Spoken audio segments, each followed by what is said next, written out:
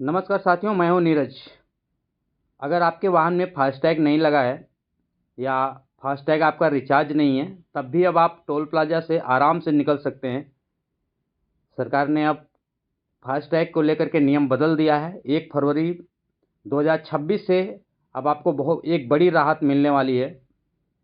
दरअसल अभी तक क्या था कि आप किसी भी हाईवे को यूज़ कर रहे हैं, किसी भी हाईवे से कहीं सफ़र कर रहे हैं और जब टोल प्लाज़ा आता था, तो टोल प्लाज़ा पे आपको क्या करना होता था कि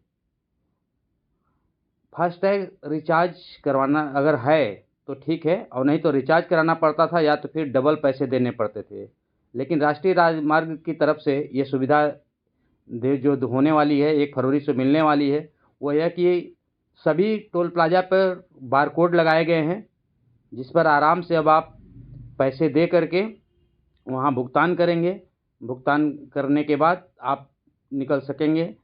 इसके लिए 1.25% ओनली एक्स्ट्रा देना है आपको केवल, और इस सुविधा में आपको बहुत आराम हो जाएगा। अभी तक फास्टैग रिचार्ज न होने से कई बार देखते होंगे टोल प्लाज़ा पे लड़ाई विवाद भी हो जाया करता था, लेकिन अब बहुत आराम हो गया है।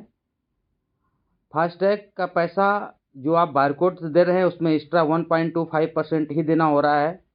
इस मामले में एनएच के अधिकारी कहते हैं कि इस कदम को इसलिए उठाया गया है ताकि डिजिटल पेमेंट को बढ़ावा मिल सके, लोगों को सहूलियत मिले।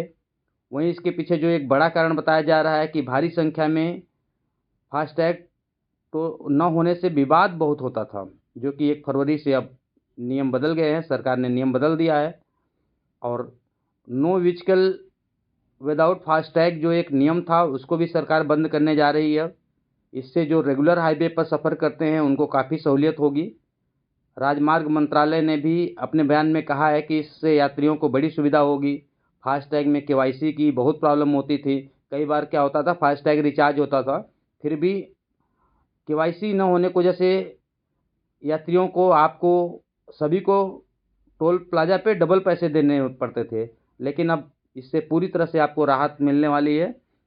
जानकारी जुटाएँ, जब भी आप किसी टोल प्लाज़ा पे जाएँ, अगर आपका फास्टैग रिचार्ज नहीं है, आपके पास कैश में पेमेंट नहीं है, तो कोई बात नहीं है, वहाँ पे स्कैनर लगे हुए हैं।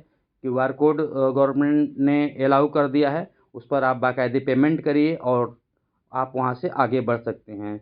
डिजिटल पेमेंट को बढ़ावा देने के लिए गवर्नमेंट का यह कदम है, जो कि बहुत ही अच्छा और सराहनीय है। धन्यवाद।